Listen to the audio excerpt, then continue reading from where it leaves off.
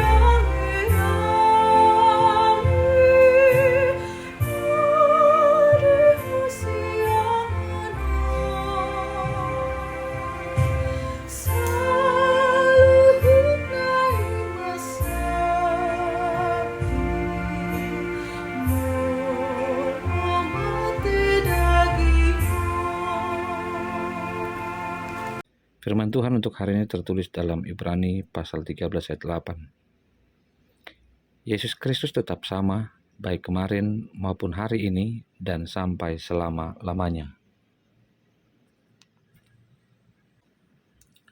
Amang Inang yang terkasih dalam Tuhan Yesus Kristus, Ibrani 13 mengisahkan tentang kasih terhadap sesama. Mungkin seseorang pernah bertanya, bagaimana mungkin kasih terhadap seseorang dapat dilakukan hanya kepada sesama? Ternyata Ibrani pasal 13 ayat 1 yang menjadi permulaan dari firman Tuhan hari ini menggunakan kata kasih dalam konteks Philadelphia, yakni kasih persaudaraan di antara sesama pengikut Kristus pada saat itu. Mungkin kita berkata, kenapa konteksnya lebih diarahkan kepada sesama pengikut Kristus? Kenapa tidak semua orang percaya? Beberapa penafsir mengajarkan tentang cara melihat yang berbeda, di mana mereka mempertanyakan ternyata ada pergumulan di antara jemaat saat itu yang menjauhkan diri dari persekutuan.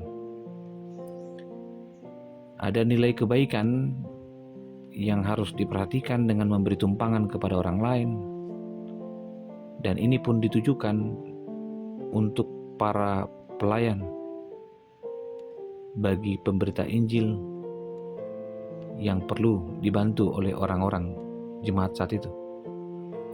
Banyak orang-orang kehilangan arah dengan hanya memperhatikan diri sendiri. Yang lebih menarik, di ayat 5 diserukan untuk mencukupkan diri dan percaya pada karya penyertaan Allah yang senantiasa menolong umatnya. Ternyata pergumulan bagi jemaat mula-mula yang dituliskan dalam Ibrani menemukan sebuah jemaat yang diisi oleh kumpulan orang-orang yang letih lesu dengan semua pergumulan terjadi. Mereka bukan tidak peduli, tapi lebih fokus pada pergumulan pribadi. Dan akhirnya mulai berpikir untuk tidak mementingkan kepentingan bersama sebagai satu persekutuan di mana orang percaya pada saat itu. Karena itulah firman Tuhan dikatakan, kasihku bagimu, untuk menegaskan peran orang percaya yang seharusnya berfokus bukan hanya urusan pribadi dan meninggalkan persekutuan. Secara khusus pada ayat 8, Yesus tetap sama, baik kemarin maupun hari ini sampai selama-lamanya. Mereka yang letih lesu menunjukkan semangat para pemberita Injil yang dengan sukacita adalah bentuk perlawanan terhadap konteks saat itu. Mereka percaya bahwa persekutuan orang percaya seharusnya berbicara kasihku bagimu. Tidak hanya diucapkan oleh orang percaya, tapi juga oleh setiap orang. Dengan demikian, bagaimana kasih Kristus boleh tetap sama hari ini dan sampai selama-lamanya? Ketika kasih Allah dinyatakan dalam anugerah pertolongan, dengan mengingat pernyataan Allah, kasihku bagimu, inilah yang menjadi dasar bagi kita untuk menyatakan rasa syukur kepada Allah dengan menyatakan kasihku bagimu melalui semua kebaikan hati yang bisa dilakukan. Dan kita mendapati bahwa cara hidup jemaat yang semakin dewasa adalah tetap melihat bahwa dunia ini adalah dunia yang senantiasa hidup dalam perubahan. Mengingat satu pandangan Einstein, yang tetap di dunia ini adalah perubahan. Dunia terus berubah sesuai dengan perkembangan zaman. Manusia juga mudah berubah. Dalam kehidupan rumah tangga, suami istri juga sering mengalami perubahan, secara khusus dalam usia pernikahan. Tidak ada jaminan bahwa manusia yang kita kenal akan tetap sama. Yang tidak pernah berubah hanya Yesus. Yesus tidak berubah, dia tetap sampai selama-lamanya, secara khusus dalam kasih dan penyertaannya. Apa yang kita lihat dalam diri Yesus tentang tetap sama? Yang pertama adalah kuasa yang tetap sama. Kuasa Allah dinyatakan sejak pertama kali dunia dijadikan.